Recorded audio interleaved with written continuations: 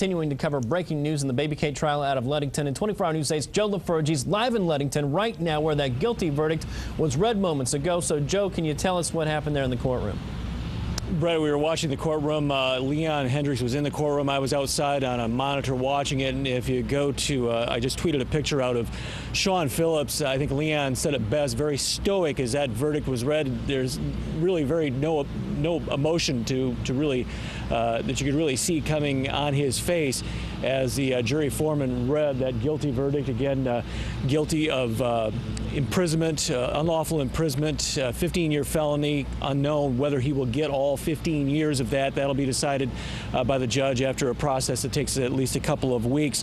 Jury got the case late yesterday. They began deliberating again today about 8 o'clock this morning. So by my watch, a little over maybe 6 hours of total deliberations before reaching that verdict. Trial, of course, marked by a number of events, sideshows, some would call it, during the trial. Obviously, the facts of the case laid out, but also a lot of extra emotion coming out. Ariel Cortland, the baby's mother, several times actually taking on the defense attorney during the trial, during examinations. Some emotional outbursts from Ariel Cortland during the trial as well.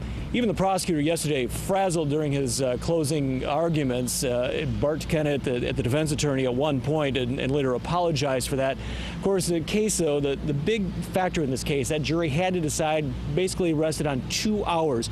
It was 2 hours back on June 29th of last year that baby Kate went missing. That she was supposed to be, allegedly, with her father, Sean Phillips. He says she wasn't with her, but they have not found that baby since. A lot of circumstantial evidence building in this case, pretty much all circumstantial evidence. When they finally found Sean Phillips back on the 29th of June last year, they found the baby seat in the back trunk of his vehicle. They also found baby clothing in his pocket. Again, some of that circumstantial evidence. Now, you might wonder why I keep looking over here at the doorway. We're waiting for some of the players to come out of the courtroom after this verdict was read. Family members and those in close connection with this case. And if you look over here, Leon Hendricks is actually standing by on what would be the south side of the courthouse.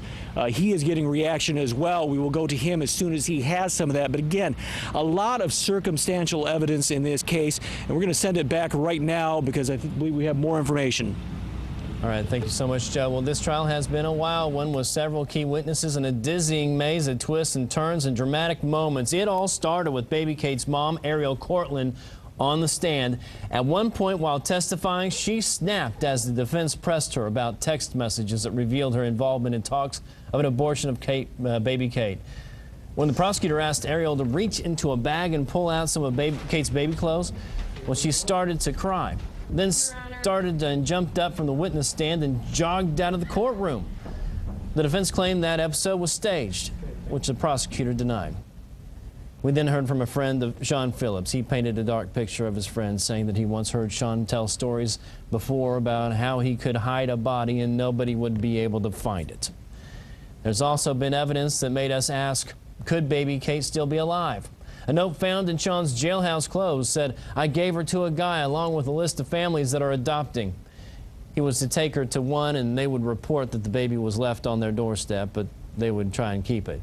And state police testified that Sean Phillips' computer had been used to search for things like adoption laws in New Mexico, name changes, and fake adoption paperwork. First time we heard from Sean Phillips was when a video of his interview with detectives from last June was played. During that interrogation, Sean said he and Ariel had been fighting the morning that baby Kate disappeared. He said he was trying to drive away from Ariel's apartment. She tried putting Kate in his car. The prosecution presented a timeline that detailed exactly where Ariel was the day that Kate disappeared using cell phone records, but Sean's phone was apparently off for at least 2 hours that day, so his location is not accounted for. The prosecution says that could be when Sean did something to baby Kate. The defense countered, saying the timeline was incomplete. Let's go straight out to Leon Hendricks now, back to Ludington here with more information. Leon?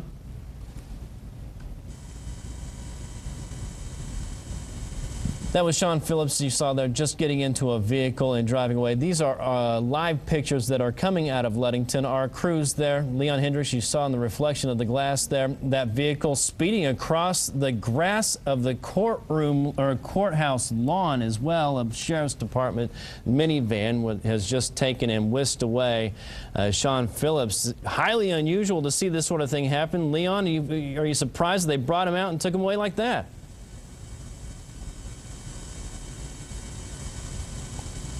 Leon, can you hear us? We're just trying to chat about that highly unusual departure of Sean Phillips.